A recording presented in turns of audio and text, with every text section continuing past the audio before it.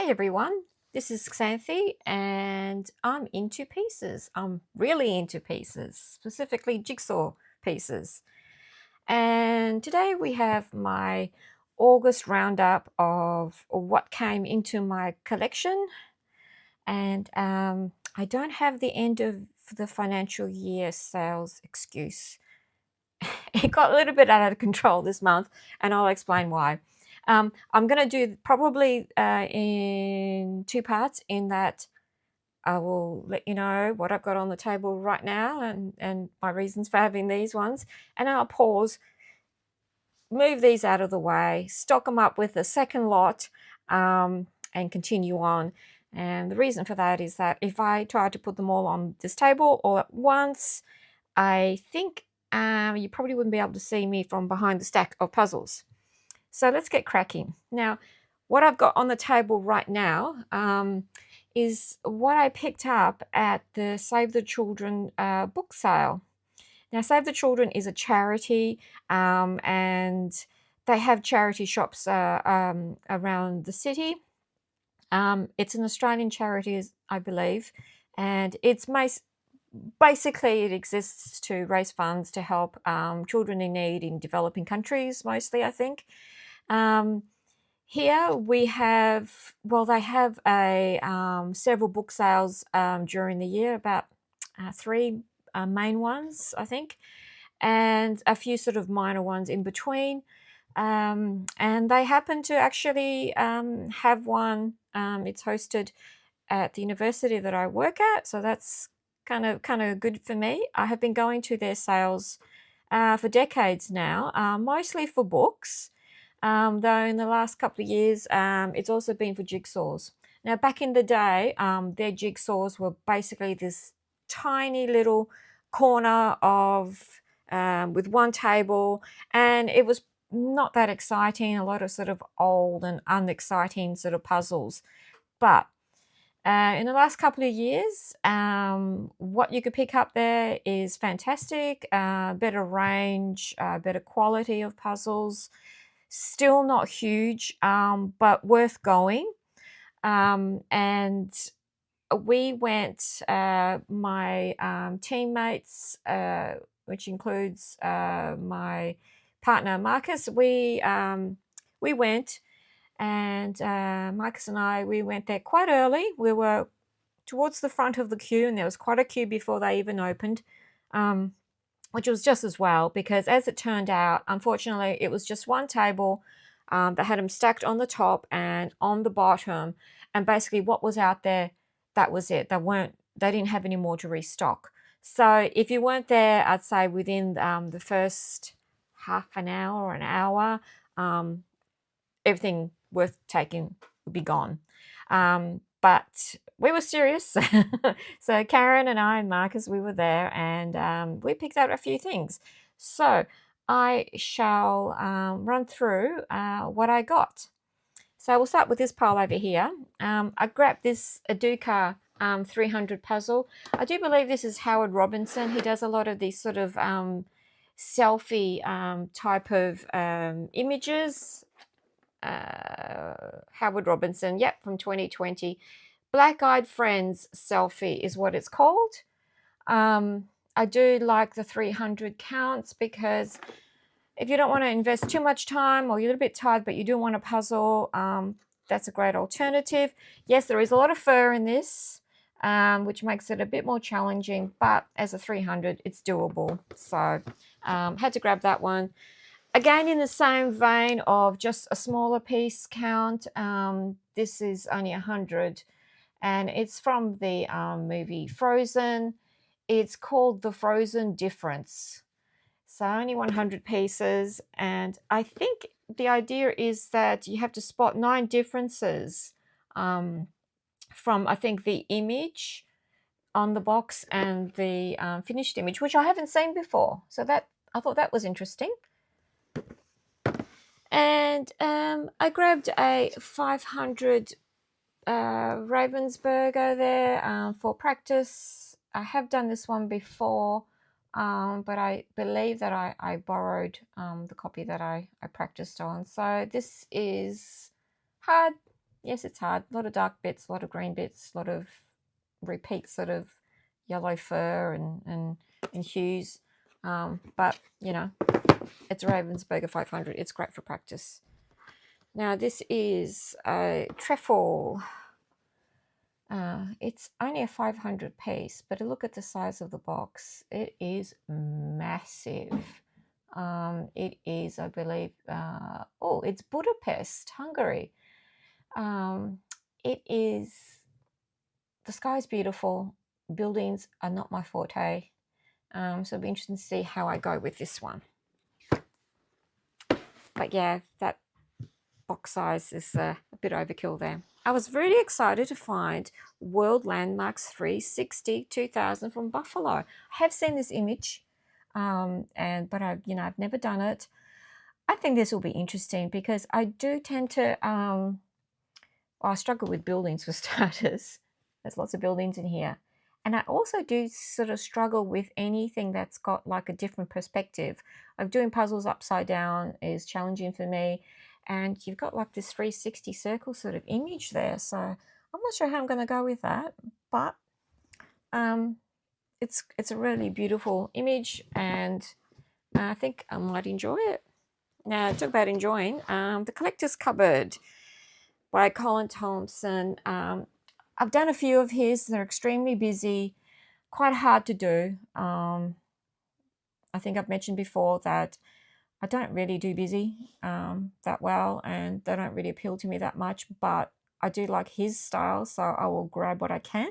There was quite a few of his at this Save the Children sale, but I had done or owned the other ones, but this one I hadn't, so I thought I got to grab it. I was super excited about finding this one. It's 2000, called Jungle, by Barbara Behr. Behr is the artist. And yes, there's fur and there's lots of greenery, and I'm sure it's going to be difficult to do, but it's beautiful. It's utterly beautiful, and I think it's doable. I don't think I'll get too frustrated, but that might be famous last words. And of course, yes, another 2000 to add to my ever-growing collection. Oops. Now, what else did I find? I found a Seiko, which is incredibly rare to find here in Australia, since they don't sell them anywhere. Even in the online stores, it's really limited to find this. I have seen this image online before by Terry Runyon, and I just think it's super cute. And of course, I am a cat person, as you can see, so I had to grab this, and I think one of my teammates wants it after me, so I'm sure she'll enjoy it too. Also, I grabbed a Gibson's puzzle. It's just called London. It's part of their landmarks. It's in this tiny box. I have not done one that came in, one of these really small boxes, so I don't know what the size of the pieces is. I would imagine they'll be quite small. So it's basically a map. I'll show the back there. It's a map. Very detailed. It's only 500 pieces, so again, I don't think I should struggle too much. And they had these two here by Clementoni. I think they're in their piece puzzle range. So it's that one. And this one. So I think the idea is to sort of use them as just a way to relax. And I think they come with a soundtrack that you can listen to on Spotify that includes like calming sounds. This one's called Raindrops Lullaby, and this one is called The Flow. So I grabbed them, and I really wonder if it's a bit disingenuous of me to speedrun them, considering they're supposed to be for peace and relaxation. I don't know. I'll see what I'll end up doing. They might be difficult actually to speed run. I'll just turn them around so you can see the back of them anyway. Yeah. So there's just little images there. So I don't know if they come even with the poster. It's very small image to go on. So, so I'll find out. I haven't done one of theirs from this range. So grab those two. I found an old Ravensburg puzzle. So there's 3 puzzles in this one. They're 49 pieces each, and Snow White and the 7 Dwarfs. I'll see. It must be quite old. Oh yes, 1983, and it says made in West Germany. So just goes to show you how old. 1983. I was 13 years old, so I'll be a bit beyond doing a Snow White puzzle, but yeah, I'll do it now. Now that I'm much older, you do the maths. So Jumbo, Jan van Hesteren. I've done a few of his. This one's called Fire, and I haven't done a 500 one of his, but I absolutely love the Jumbo brand. It is just so good quality. So again, busy image, which I'm not a huge fan of, but his artwork is quite amusing. There's a lot of hidden details that make them quite a lot of fun, and so I thought it's a 500. Again, doable. Let's pop that there. Grab this one mostly for practice. Anatolian. It's a 500. Look at that sky. I think that sky is going to be hard to do. I'm not sure what I was thinking there, but it is still a beautiful image. So, and Anatolian are a decent brand, so why not? And finally, I found this La La Land one, 1,000 piece, called Australian Nostalgia. I reckon this will be hard, all that yellow background up the top there. But La La Land is a really good quality Australian brand, and they bring out artwork that's Australian themed and often quite cute. So they're not cheap either. So I thought, well, it's there. I haven't seen this one before, and I noticed with them is that they have a certain run amount, and then it disappears off the website, and then you can never get it again. So grab them while you can, really. So that is everything that I managed to find at the Save the Children book sale. So yes, I came away with quite a few, and a lot of these, once I'm done, I'll be passing them on probably to like other puzzle friends, teammates. A few of them might be keepers. We'll see how we go. So yeah, I'll pause here, clear the table, restock it with everything else, and go through that. And we are back. Now, this is my next pile. So what I've got on this side are my purchases, and what I've got on the other side are basically gifts. So I'll start with the purchases. Now, I grabbed these ones here from Showcase Puzzles in New Zealand. They seem to sell a lot of like pin tune, piece relax, plastic puzzles. And of course, I am really into Halloween themed things, and I could not resist these two. Now, I'll just show them. Of course, there's the Black Cat one. So it is actually a candlelight. It's 80 pieces. This one's called Magic Cat.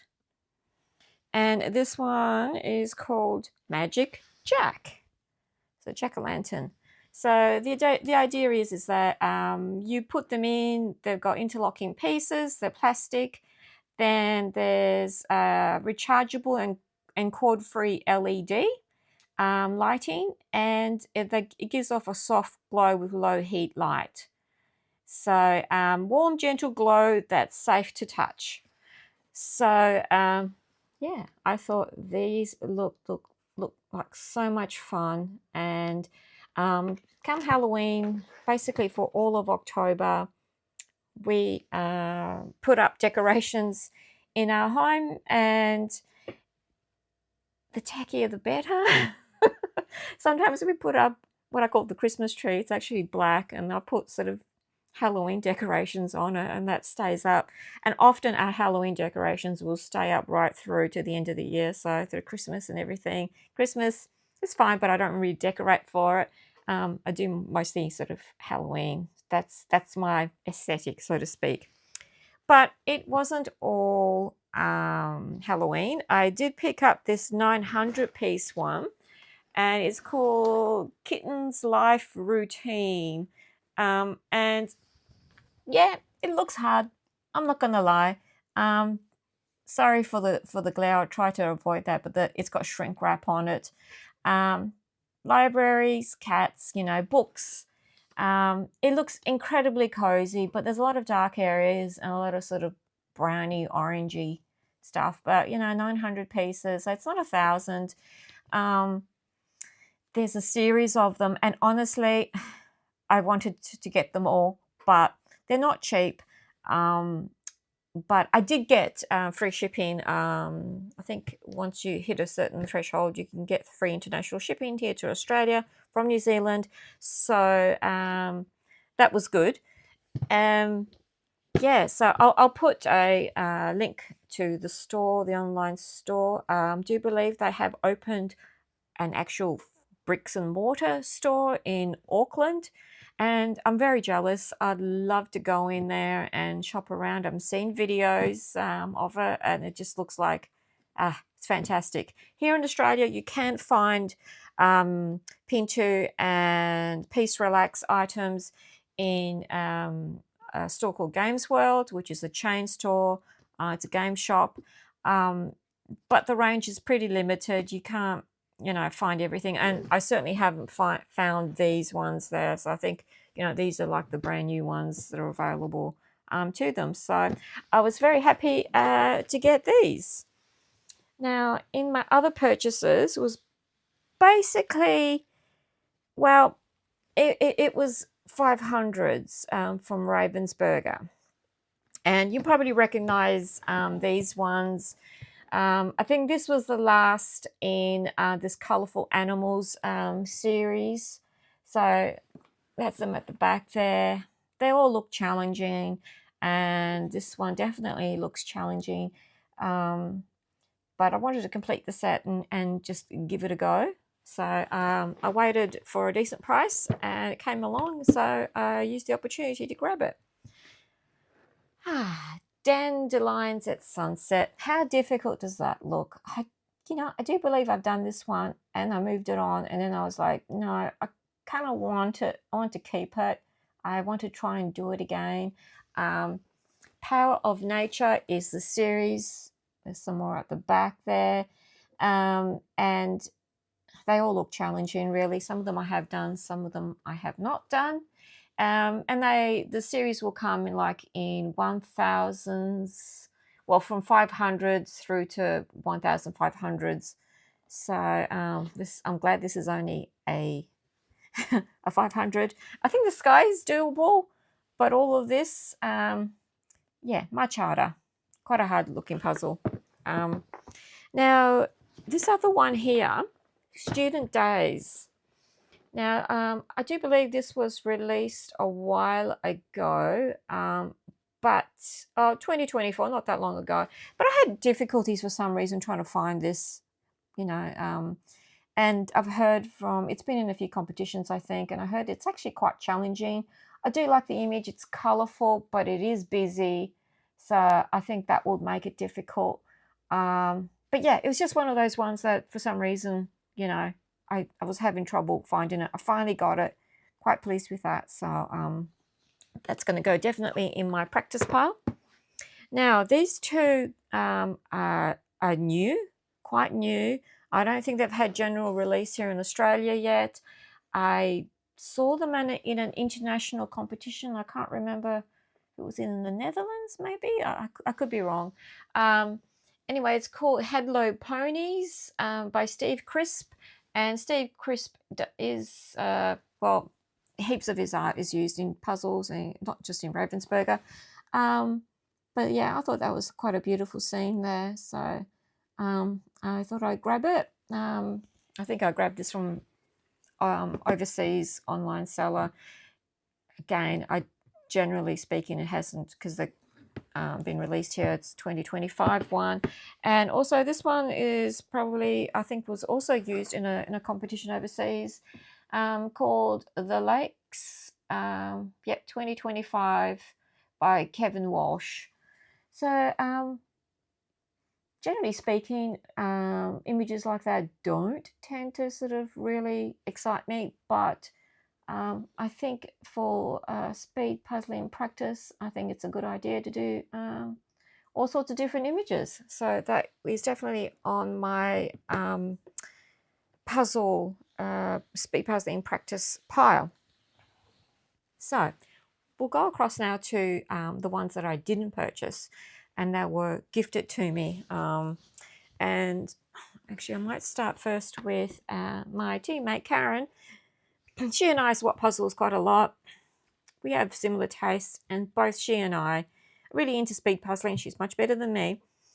She's my teammate, and we like doing smaller piece counts to just practice.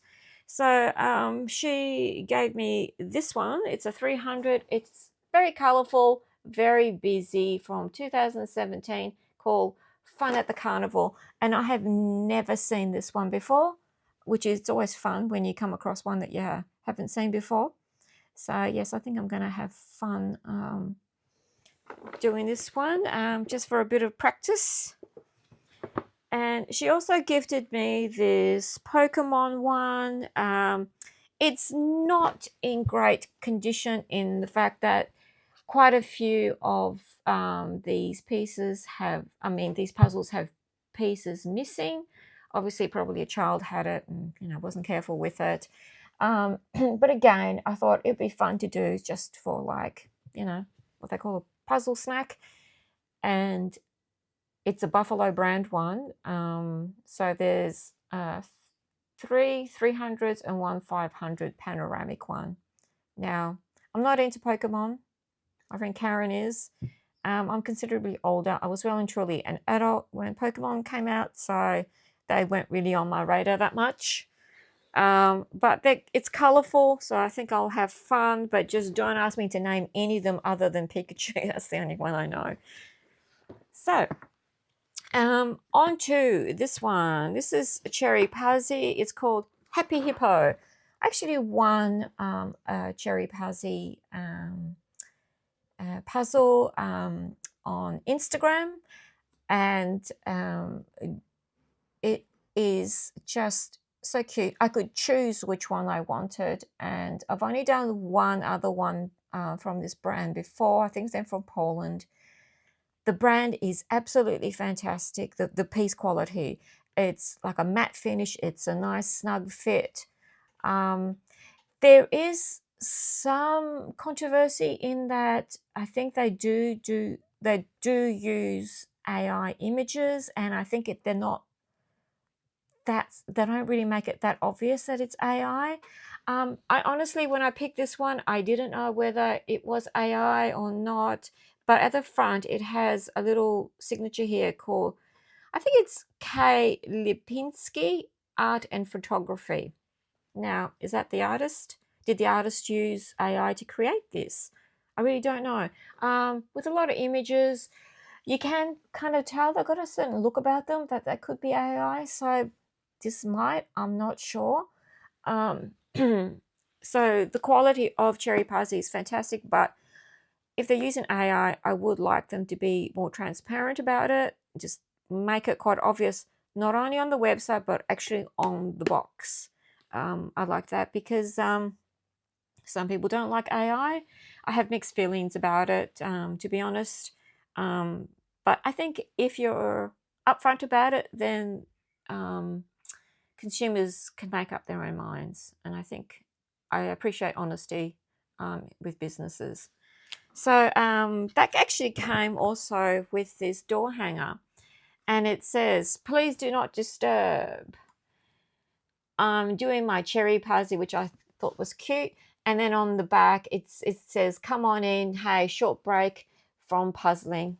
And I thought, yeah, that was super cute. So I do appreciate the gift.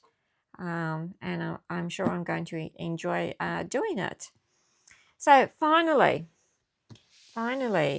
so my eldest sister lives in Tasmania, which, if you know anything about Australia, it's that little triangular shaped island off the southeast coast of mainland Australia.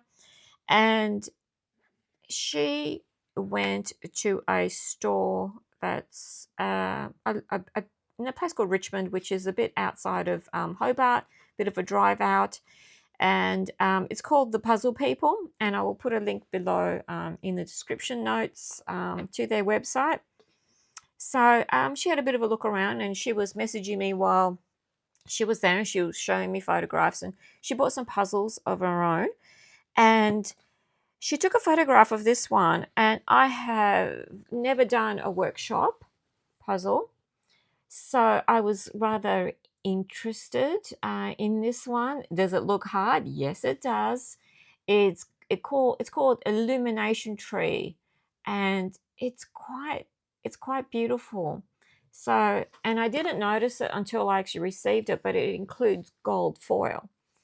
So I am going to put this one further up on my to-do pile in my list. I'll get to this one sooner rather than later because I am curious to see what this brand is like, and I might even do a review of it and put it up for you to see. Also, while she was there at the Puzzle People, they were kind enough to throw in a very cute little mini puzzle as a gift, and it is The Girl with a Pearl Earring by Vermeer, painted in 1665, and it is 50 pieces. So can you imagine how small the pieces are? I haven't opened it up yet to see, but I will. I'm extremely curious to experience it. I haven't done many mini puzzles. I think they're a great idea. Unless, of course, you've got dexterity problems, then maybe not so much.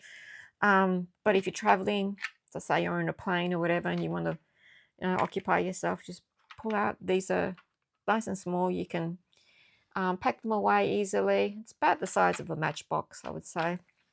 So that is my haul, and what a haul it is.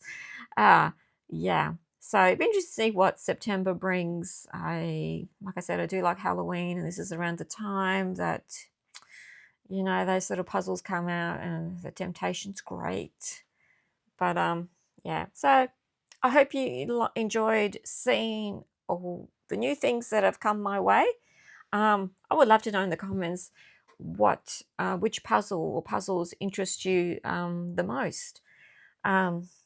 Out of the ones that I just got, well, it's hard to choose, really. But I have to say, I think maybe this workshop one interests me a lot, and in particular these two lamps, just because they're sort of kind of a novelty factor, I suppose. But yeah, thanks for watching. If you enjoyed this video, please consider subscribing. I try to upload once a week, usually on Sundays, and with a whole different range of topics. Got some interesting things lined up, coming up, scheduled to be released. And yeah, if you comment, hit a like on this video, I greatly appreciate it. So until next time, see ya.